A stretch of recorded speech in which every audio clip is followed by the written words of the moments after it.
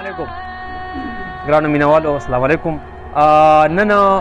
چونکې روجې اخیری مقامونه دي او نن راغلي یو وړوکي لاهور ته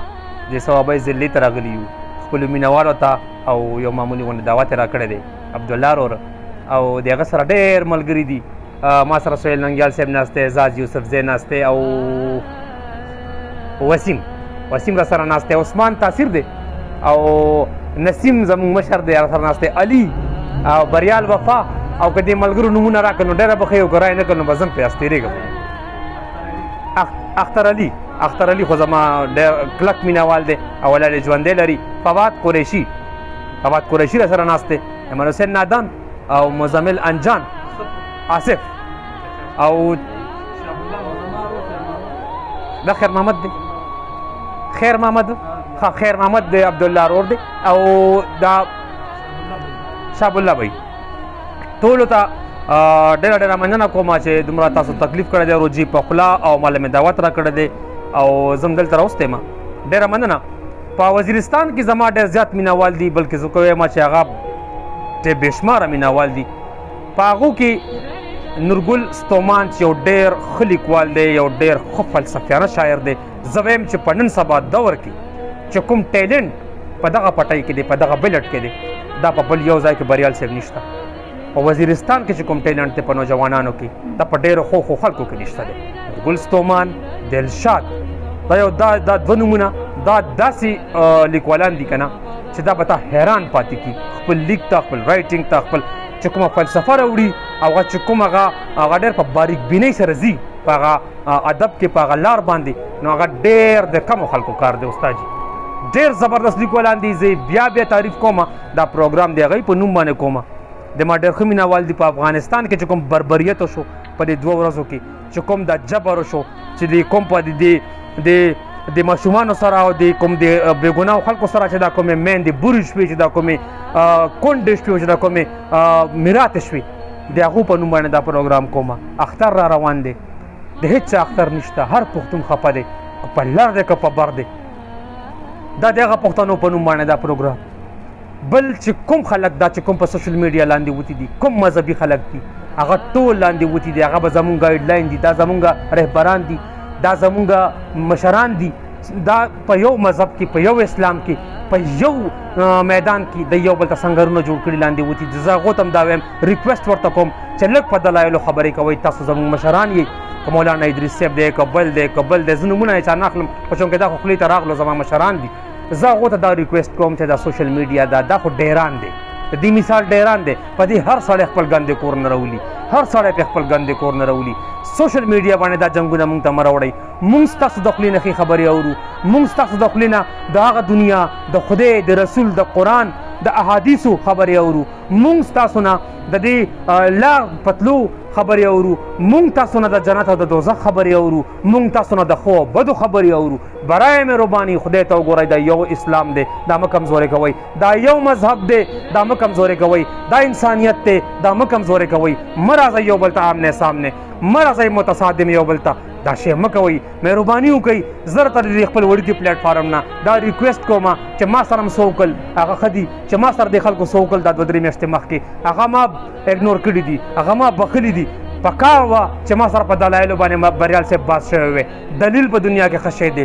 قرآن په دلیل راغلی، اسلام په دلیل راغلی. قرآن تاسو وګورئ ټول د دلایلو نه ډک دی. بغیر دلیل الله پاک خبرې پیغمبر سره نه دي کړي. ما سره بغیر دلیله څه وشول. زه دا غواړم د خبرې رانه لویږي. زه دا غواړم چې هر یو انسان د بل انسان سره په دلیل خبره وکړي. په دلیل کې ډېر لوی طاقت دی. په داسې نه ده چې ګوتې دې تورئ او د بل په سپینه لمن دې راکاږي چې دا تور دی. نه مې د چا پلار تور کولی شي، نه مې د چا پلار کافر کولی شي، نه مې د چا پلار د اسلام د دایرې نه ویستی شي. نه مسلمان یم، 100 کاله بعد به مسلمان یم او الحمدلله چې الله ته به په دربار کې هم اوچته سترګو باندې پښتون او مسلمان ولاړ یم. ما د چا پلار هم نشي کافر کولی. زه نن هم راغلی یم، مسلمان یم، کټر مسلمان یم. په دلیل در سره چا هم خبرې نه دي کړي چې چا ما باندې الزامات لګولي دي، چا ما ته کنځل کړي دي. نو پیغمبر علیه السلام وایي په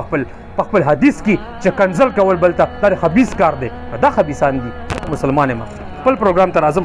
ډېره مننه. وایي سورې کا په برګرو خپل اسمان پروردګاره سوره کا په برګرو خپل اسمان پروردگارا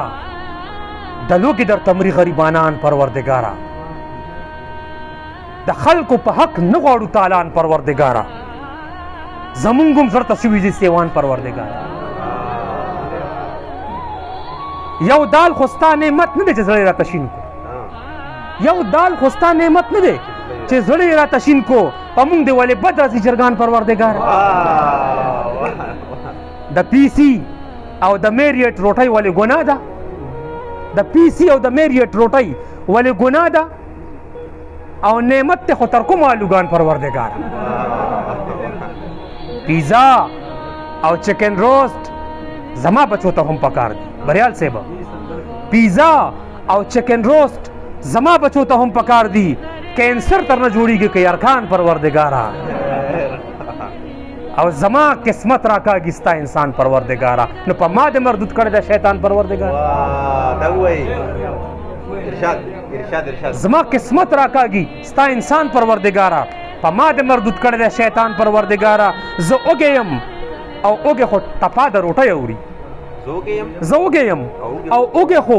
ټپا د روټۍ اوري په تشه خېټه څوک اوري اذان پروردگارا زه اوږې یم او اوږې خو دی واوغه نه کوي دی یېرېږي د اسلام د خلکو ډېر خلک نه زیات یېرېږي دا لیکوال دی زموږ رایټر دی صفا خبرې کوم سپینې هېڅ نه دی خراب کړی نه رسندګۍ سره دی به واوا کوي زه اوږې یم او اوږې خو ټپا د روټۍ اوري په تشه خېټه څوک اوري اذان پروردګاره دا یو اسلام آباد دی پاکستان کې چې آباد دی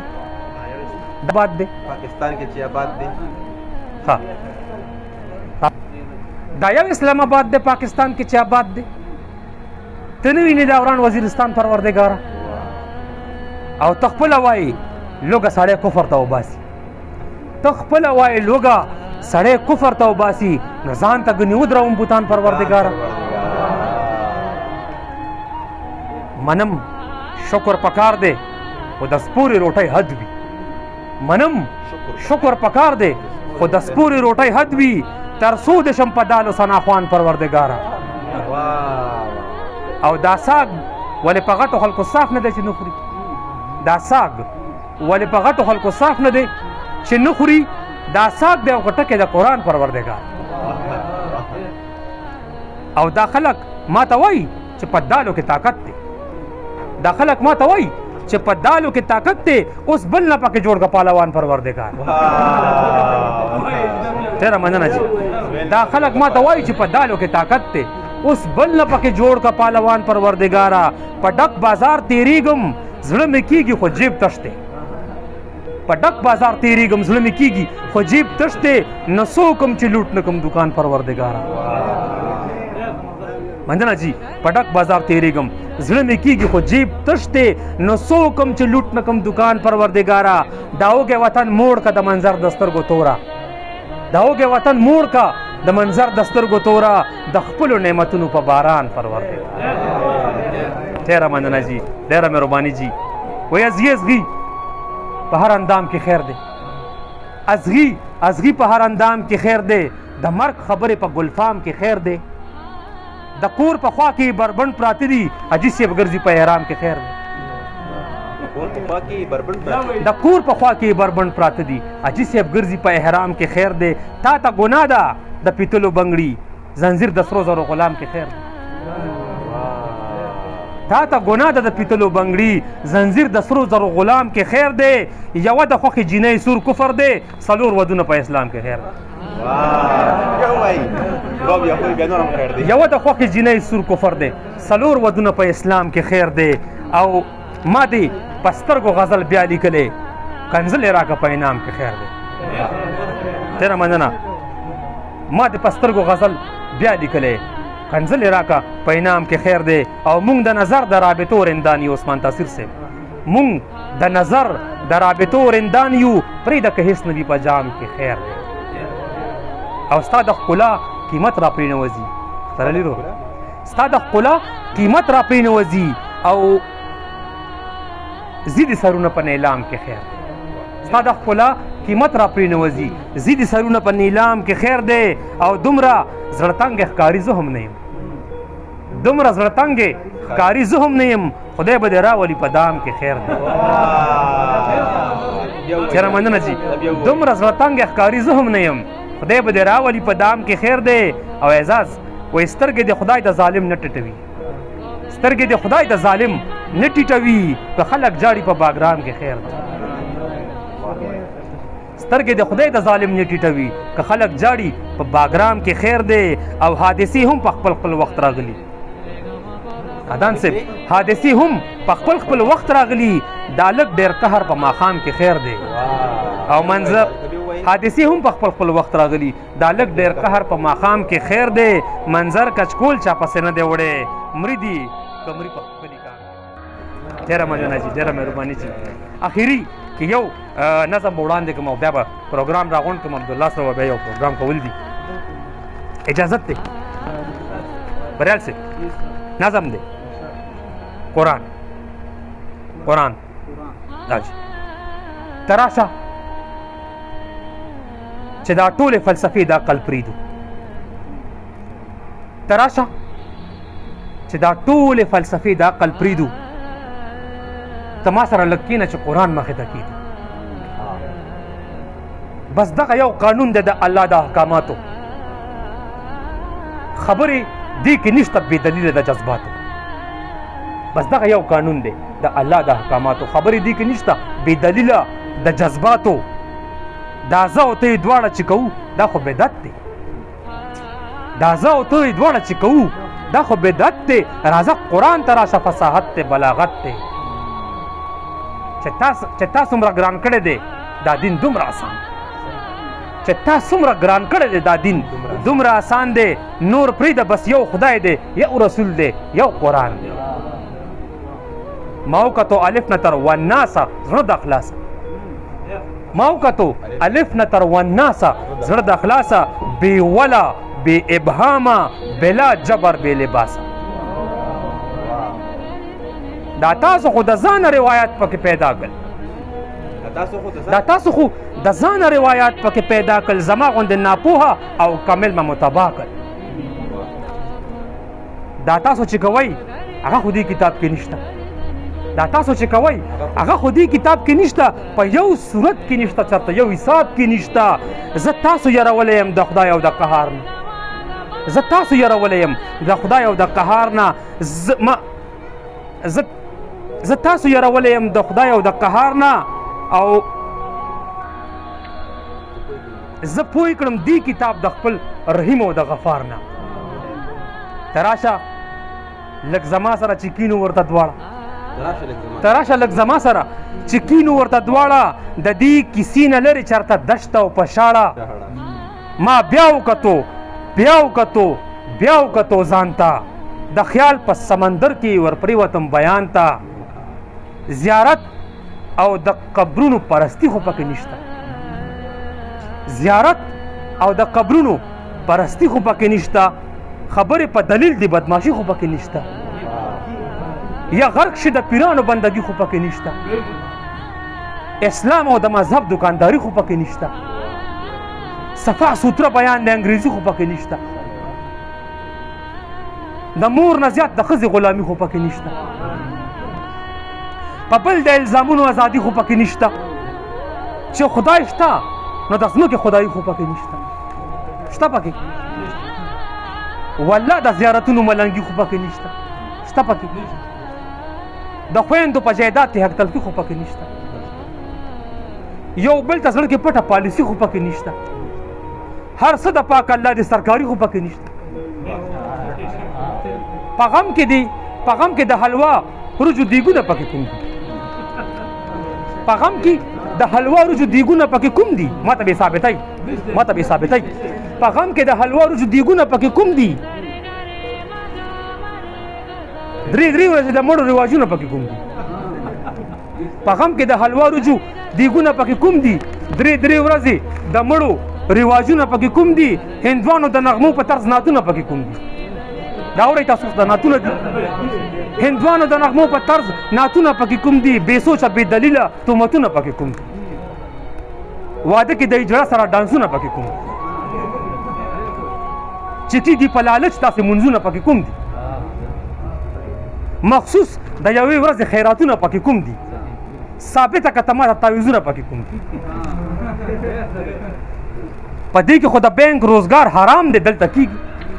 په دې کې خو د بینک روزګار حرام دی دلته کېږي په دې کې خو لیکلي چې هر شی به حسابېږي بیا ولې بې تپوسه پېغلې جاړي او ودېږي بیا ولې بې تپوسه پېغلې جاړي او ودېږي بیا ولې د اتو کالو ماشومه بدنامېږي بیا ولې بې تپوسه پېغله جاړي او ودېږي بیا ولې د اتو کالو ماشومه بدنامېږي په دې کې خو نه سپینه شته نه سره جنډه نه شنه شته په دې کې خو نه سپینه شته نه سره جنډه نه شنه شته په دې کې خو جومات شته نه مسلک او نه فرقه شته په دې کې نه په زر نه په ډالرو عقیده شته په دې کې یو انسان دی نه سني شته نه شیعه شته د تور او سپین د ذات او پات خبرې پکې نشته د خان او د غریب بیلې سندرې پکې نشته په دې تنخوا 5 موټرې پکې نشته یو عمري د لوګي بل سره برګرې پکې نشته دا پکې شته دوه ورونه په یو کور کې بیلول پکې پیدا کړه دوه ورونه په یو کور کې بیلول پکې پیدا کا د خدای په ځمکه کرښې جوړول پکې پیدا کا شته پکې دا خو الله پاک وایي چې ما جوړه کړه ځمکه وګرځئ کائنات ته ځان ته رزق پیدا کوي نن وایي دا سویټزرلینډ دی مه راځه دا انګلینډ دی مه راځه دا پاکستان دی مه راځه نو دوه ورونه په یو کور کې بیلول پکې پیدا کا د خدای په ځمکه کرښې جوړول پکې پیدا کا په دې پیسو د خدای کعبې ته تلل پکې پیدا کا نو حرمت ته پښتنې سرتورول پکې پیدا کا کنزل چې څوک کوي نو پیغمبر وایي خبیث دی کنزل چې څوک کوي نو پیغمبر وایي خبیث دی زما خبره نه ده دا د خوږ نبی حدیث دی که تاسو په دې نه ځئ نو بیا دا منافقت دی که تاسو په دې نه ځئ نو بیا دا منافقت دی چې موږ د ورته داسې ځو څه ګپ نه دی جنت دی چې موږ د ورته داسې ځو څه ګپ نه دی جنت دی په دې کې خو انسان کافر کول د الله کار دی په دې کې خو انسان کافر کول د الله کار دی په دې کې خو د دې خبرو خدای سره اختیار دی دا نه د پیرخانو د تعویضونو کاروبار دی او نه زمونږ د سود او زیان دکان دی نه روزګار دی په دې کې خو د قتل او قتال اجازت نشته شته پکې په دې کې خو د قتل او قتال اجازت نشته په دې کې خو د خپل ځان نه د خیال اجازت نشته په دې کتاب د نفع او د مال اجازت نشته په دې کې انسانانو نه رسوال اجازت نشته ته وګوره لږ راشه چې دا څومره فرایض دي ته وګوره لږ راشه چې دا څومره فرایض دي او چندې د الله کور ته ټولول څنګه جایز دي ته وګوره لږ راشه چې دا څومره فرایض دي چندې د الله کور ته ټولول څنګه جایز دي په دې کې کوم صورت ته چې چندې پکې روا دي دا خلک د جومات په نوم جیبونو ته لګیا دي